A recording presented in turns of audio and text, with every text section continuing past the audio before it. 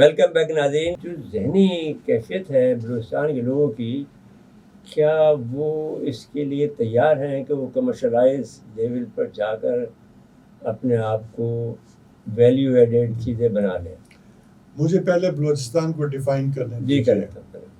بلوچستان جب ہم کہتے ہیں تو جو نالجبل ہیں، جنہوں نے تاریخ پڑھی ہے، میں تاریخ کا طالب علم ہوں، 4 بلوچستان ہیں. اگر میں آپ سے کہوں ڈیفائن کریں 4 بلوچستان، آپ نے کی ہے نا، مجھے تو پتا ہے آپ نے کی. جفر میں سب سے پہلا بلوچستان ہے جس کو کہتے تھے بلوچستان، اور یہ وہ بلوچستان تھا جس کو الیگزینڈر جب 326 قبل مسیح میں یہاں سے گزرا، انہوں نے اس کو نام دیا تھا جیڈورسیا. یہ چلا ہے 326 سے لے کے 1730 تک. اس کے نام بعد میں بلوچ آ گئے، کوئی اس کا نام بن گیا، بلوچ آئے ہیں کوئی 16ویں 17ویں صدی میں. یہ کہاں سے آئے بلوچ؟ یہ مصر کے علاقے سے آئے ہیں. یہ مصری ہے، مصری اور اوپر سیریا کے لوگ ہیں. جی. اب جو بلوچ بڑے محترم میرے دوست بھی ہیں، وہ مجھ سے بحث کرتے ہیں کہ ہم تو ہمیشہ سے یہاں تھے. میں کہتا ہوں تمہاری کتابیں، یہ تو پکی بات ہے، وہ عرب کے ہیں، یہاں کے نہیں ہیں.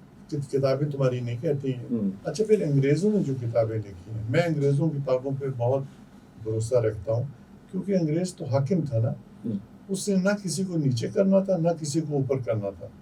جو حقوق تھے لوگوں کے وہ دے رہا تھا، اور ہسٹری ریکارڈ کر رہا تھا اپنی بہترین قابلیت کے ساتھ. انگریز لکھتا ہے کہ وہ جو ان کے پہلا بلوچ جو جد امجد آپ کہہ لیں، وہ آ کے پہلے ایران میں رہے حضرت عمر کے زمانے میں. اس کے بعد وہ مکران آ گئے. مکران 500 سال رہے. یہ بلوچ کہتے ہیں، میں نہیں کہہ رہا. اور اس انگریز نے لکھا ہوا ہے 500 سال یہ مکران میں رہے. مکران ابھی اس وقت بھی پانی نہیں ہے. ٹوٹل 4 نخلستان ہیں تقریباً 300 میل کے ایریا میں. سمندر کے ساتھ فریش پانی نہیں ہے، بارش ہوتی ہے تو پانی ہوتا ہے. یہ جو وہاں رہے 500 سال، یہ کیا کرتے رہے؟ ان کی تعداد کیسے بڑھی؟ ان کا جواب نہ ان کے پاس ہے نہ میرے پاس ہے.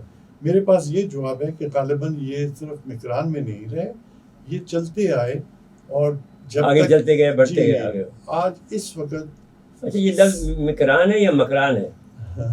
ہم کیونکہ مکران کہتے ہیں تو ہم تو تصحیح کرنا چاہتے ہیں. آگے پیچھے لے جا رہے ہیں. نہیں، آگے پیچھے نہیں جا رہا. میں بڑا اہم سوال ہے کہ مکران ماہی خوران سے، جی ماہی خوران، ماہی خوران، اس میں جیوانی 90 میل مشرق میں گوادر، 100 میل مشرق میں پسنی، 150 میل مشرق میں اورماڑا، اور اورماڑا کے بعد کچھ نہیں ہے سون میانی تک. اس پوری بیلٹ میں سوائے مچھلی کے اور کوئی چیز نہیں ہے. اور چونکہ یہ لوگ سارے مچھلیاں کھاتے تھے، اس علاقے کا نام لوگوں نے رکھ دیا ماہی خوران. ماہی خوران بگڑ کے بن گیا مکران. اب آپ اس کو مکران کہیں یا مکران کہیں، آپ کی مرضی. لیکن یہ کلیئر ہوا نا جی، بہت اہم بات کلیئر ہوئی، کسی کو بھی نہیں بتا. دیکھو اوریجن اس کا یہ ہے ماہی خوران سے.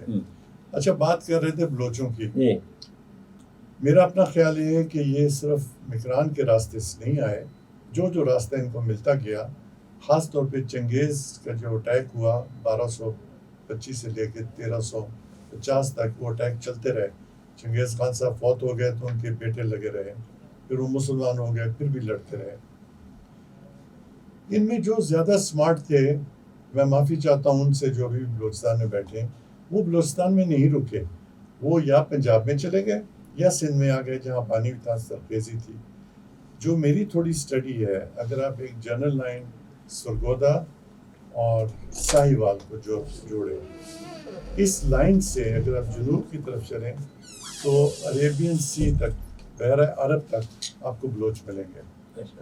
یہ تمام محترم بلوچ یہ بادشاہ بھی رہے ہیں، ہمارے زرداری صاحب تھے، ہمارے وزیر اعظم بھی رہے ہیں. اب ہم آتے ہیں پہلا بلوچستان. میں نے آپ کو بتایا کہ 1730 میں جو بلوچستان تھا، ان کو فتح کرنے کی ضرورت نہیں تھی، کیونکہ یہاں اتنی قربت تھی کہ وہ ایک کنٹینجنٹ بھیجتے تھے 100 بندوں کا، اور چھوٹے قصبے تھے، قصبے بھی نہیں تھے، ٹینٹ گاؤں تھے، تو نادر شاہ قاجار نے 1729 میں دلی فتح کر لیا. محمد شاہ رنگیلا صاحب, ان کو رنگیلا اس لیے کہتے تھے کہ لڑنے ورنے میں نہیں رہے میں تو شدائی تھا پاگل تھا جی. 1739 میں یہ سارا علاقہ ان کے نیچے آ گیا. ان کے جو مین جنرلز تھے ان میں جو نمبر 1 تھا وہ احمد شاہ ابدالی تھے. بعد میں ابدالی سے انہوں نے اپنے آپ کو تخلص دیا بادشاہ در دوران, تو وہ در دوران دورانی بن گیا اور احمد شاہ ابدالی سے وہ احمد شاہ دورانی بن گئے.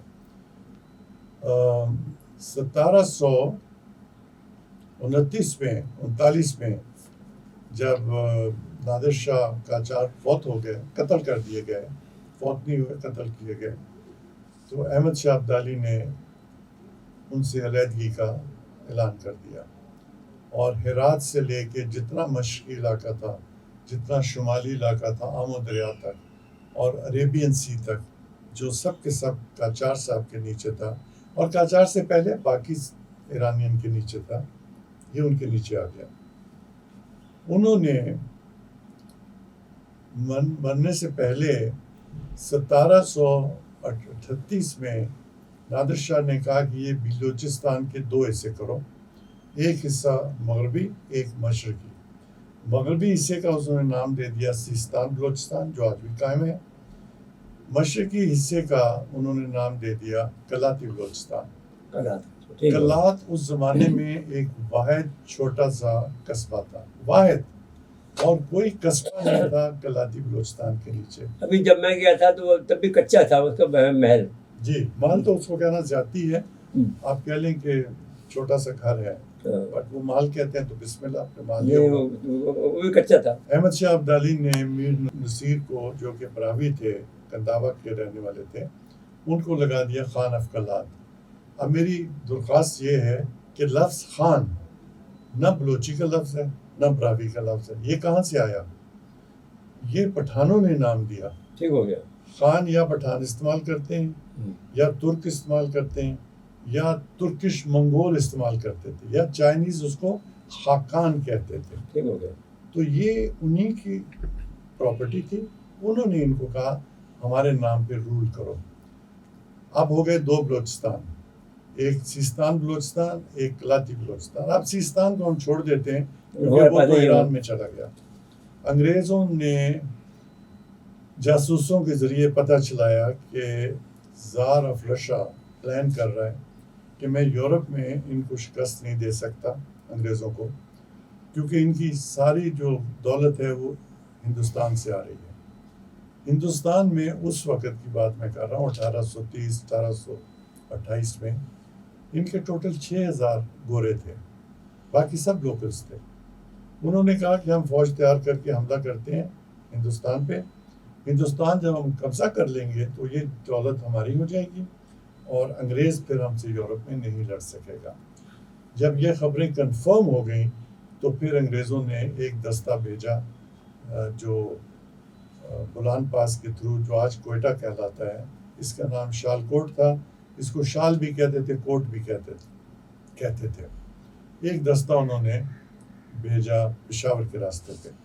اس وقت پشاور رنجیت سنگھ کے نیچے تھا, لیکن رنجیت سنگھ سے انہوں نے کہا ہم صرف گزرنا چاہتے ہیں, تم سے لڑنا نہیں چاہتے. رنجیت سنگھ کی جو حکومت تھی وہ دریائے سندھ سے لے کے دریائے بیاس تک, اور جنوب میں ملتان کے نارتھ تک, اور شمال میں جمرود تک تھی. افغانستان میں نہیں تھی. نہیں, جمرود تک تھی. اور اس کی بڑی کوشش تھی کہ میں افغانستان فتح کروں. اور یہ جو ہری پور ایک چھوٹا قصبہ آپ سنتے ہیں, میں تو پڑھا اس میں. اچھا, تو آپ جانتے ہوں گے. ہری سنگھ مالوا ان کا کمانڈر ان چیف تھا رنجیت سنگھ کا. وہ مارا گیا تھا جمرود کے موقع پہ. تو جنگ ختم ہو گئی. انگریزوں نے کہا ہم اس علاقے سے نہیں غرض رکھتے, ہم تو آگے جائیں گے.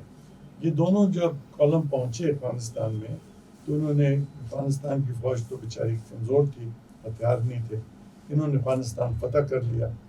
انہوں نے کہا کہ وہ واپس نہیں آئیں گے روسی, اگر آئے تو پھر ہم واپس آئیں گے آپ کے پاس. خیر یہ میں چھوٹا کرتا ہوں لمبی بات کو. 1879 میں 1879 میں رشین ایمبیسی کھل گئی کابل میں. جب وائس رائے نے میسج بھیجا کہ اس کو نکالو اور ہماری ایمبیسی ایکسیپٹ کرو، تو ہمارے پٹھان بھائیوں نے بڑا حد تک آمیز جواب دیا. برا بلاؤں نے کہا کہ تم ہوتے کون ہو؟ تو انہی دو راستوں پہ پھر فوج بھیجی گئی جنہوں نے کابل کو پھر فتح کیا، اور پھر اب انہوں نے کہا کہ اب ہم واپس نہیں جائیں گے.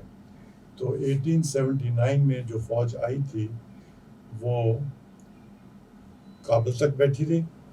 اس کے بعد انہوں نے کہا کہ نہیں، یہ جو پہاڑ ہے ہندو کش جو ہے وہ نارتھ میں پامیر سے آتا ہے، اور آپ کہہ لیں اس کو ساؤتھ میں ہم کہتے ہیں کاکڑ خراسان. انہوں نے کہا کاکڑ خراسان ہمارا بارڈر ہوگا، کیونکہ یہ پہاڑ ہے، اور پہاڑ کے اوپر اگر آپ بیٹھے ہوئے ہیں تو آپ تو یہاں سے آتے ہوئے دور سے لوگ دیکھ سکتے ہیں، اور پہاڑوں کو کراس کرنے کی جگہیں آپ جانتے ہیں پاس ہوتے ہیں. اگر وہ پاسز کو دروں کو پکڑ لیں تو پھر روس نہیں آ سکے گا. 1893 میں انہوں نے باقاعدہ سائن کروا لیا، ڈیورنٹ لائن اس کو کہتے تھے، کیونکہ جو ایمبیسڈر تھا انگریز اس کا نام تھا مورٹیمر ڈیورنٹ، اور اس پہ جو بادشاہ تھے اس وقت کے عبدالرحمن، انہوں نے سائن کیے، تو یہ بارڈر بن گیا. اس کو یہ بات آپ نے جب لکھی ہے تھی اس میں تو وہ ہم نے پڑھی، تو اب یہ بارڈر لاگو ہوتا ہے ایران پر بھی اور تاجکستان پر بھی اور آذربائیجان پہ بھی. یہ بڑا انٹرسٹنگ بات ہے. تھینک یو، آپ نے بڑا اچھا سوال کیا. 1830 میں انگریزوں نے زار کے ساتھ کہا کہ ہم یہ جو علاقہ ہے تمہارے اوپر والا، ہم یہ خالی کرواتے ہیں افغانستان سے. افغانستان جو تھا، میں نے آپ کو بتایا نا، احمد شاہ درانی کے زمانے میں وہ ریور آمو تک پہنچ گئے تھے. انہوں نے کہا ازبکستان، جو آج ازبکستان ہے، جی، انہوں نے کہا کہ ہم یہ علاقہ خالی کرواتے ہیں، افغانستان نیچے آ جائے گا، لیکن شرط یہ ہے کہ تم ہم پہ حملہ نہیں کرو گے. انہوں نے کہا اچھا نہیں، ہم نہیں حملہ کریں گے. رشین نے کہا جی. تو آج جو ترکمانستان، ازبکستان، تاجکستان اور جو کرغیزستان، ترکمانستان، جی، ترکمانستان، ازبکستان، تاجکستان، قازقستان نہیں، قازقستان اس کے اوپر ہے. ان تمام کے بارڈرز جو تھے وہ 1880 میں انہوں نے سائن کروائے، وہ بھی انگریزوں نے سائن کروائے. اور ساؤتھ میں جو افغانستان کا ہرات کا علاقہ تھا، یہ ہرات ان کو کہا کہ ٹھیک ہے تم رکھو. ہرات کے آگے، حالانکہ ہرات تک بڑا پانی تھا، انہوں نے ایرانین سے کہا کہ یہ بارڈر ہوگا تمہارا، اور وہ فیصلہ کر لیا. 1864 میں ایرانی نے سائن کر دیا. جی، 1864 میں جب خان آف کلاتی بلوچستان کے ہیڈ تھے انگریزوں نے، اس وقت ایران اور کلاتی بلوچستان کا بارڈر بھی فائنلائز کیا تھا 1864 میں. اور یہ بارڈر اتنا اچھا تھا کہ ایوب خان کے زمانے میں صرف تھوڑی ایڈجسٹمنٹ اور کر کے یہ بارڈر فائنل ہو گیا تھا. اب میں آگے پیچھے جا رہا ہوں، لیکن پاکستان اور ایران کے بیچ میں آج بارڈر کا کوئی ڈسپیوٹ نہیں ہے. پاکستان اور چائنا کے بیچ میں بارڈر کا کوئی ڈسپیوٹ نہیں ہے. ہمارا ڈسپیوٹ اگر ہے تو انڈیا کے ساتھ ہے، اور افغانستان کہتا ہے کہ ہم یہ بارڈر نہیں مانتے. میں نے ان کو کہا 2-4 سیمینارز میں، میں نے کہا اگر آپ اس کو نہیں مانتے کہ انگریز نے بنایا تھا تو بسم اللہ فبیہا، آپ مودی صاحب سے کہیں کہ ہندوستان فتح کیا تھا احمد شاہ ابدالی نے، جو ہمارا پٹھان بھائی تھا، احمد شاہ درانی نے. آپ یہ ہمارے حوالے کریں، کیونکہ یہ تو ہمارا حصہ رہ چکا. اگر مودی تیار ہو جاتا ہے تو بھائی ہم بھی آپ کے ساتھ جوائن کر جائیں گے، ہم کیوں رہیں گے بیچ میں الگ. لیکن اگر مودی جوائن نہیں کرتا اور آپ کہتے ہیں کہ نہیں یہ لائن ختم کرو، دوسرے لفظوں میں آپ یہ کہہ رہے ہیں کہ ریور سندھ جو ہے، انڈس کے مغرب میں جتنا علاقہ ہے وہ ہمارا ہے. تو بسم اللہ آپ لے لیں وہ علاقہ بھی. بس یہ یاد رکھیں کہ آپ کی ٹوٹل آبادی 3 کروڑ 80 لاکھ ہے، جس میں پٹھان مشکل سے 2 کروڑ ہے. پاکستان کے اس علاقے کی آبادی پنجاب کے ساتھ 10 کروڑ ہے، اور پاکستان میں اس وقت تقریباً 7 سے 8 کروڑ پٹھان ہیں. میں بھی پٹھان ہوں ویسے. جی معلوم ہے. تو میں نے کہا میرے بھائی آپ مائنورٹی صوبہ بننا چاہتے ہیں کیونکہ اگر ڈیورنگ لائن اٹھا دیتے ہیں تو آپ تو حصہ بن گئے نا پاکستان کا, میجورٹی میں ہم آ گئے, میجورٹی میں تو ہم آ گئے. تو بسم اللہ, ہم تو بڑے خوش ہوں گے, لیکن آپ نہیں چاہتے کہ آپ اپنی حکومت خود چلائیں. اس کا جواب نہیں تھا. اس سے مجھے ایک جواب دیا کہ ہم ڈیورنگ لائن کو نہیں مانتے. میں نے کہا بھائی یہ تو کوئی جواب نہ ہوا. جواب یہ ہے ہسٹری اور جغرافی کے جو ڈکٹیٹس ہیں, جو احکامات ہیں, وہ آپ کو فورس کرتے ہیں کہ آپ رہیں گے اس حالت میں, اس سے رائٹ لیفٹ نہیں ہو سکتے. ناظرین کرام, یہاں لیتے ہیں بریک, اور بریک کے بعد میں دوبارہ گفتگو کو جاری رکھیں گے. جہاں سے ہم نے یہ ختم کیے وہاں سے یہ شروع کریں گے.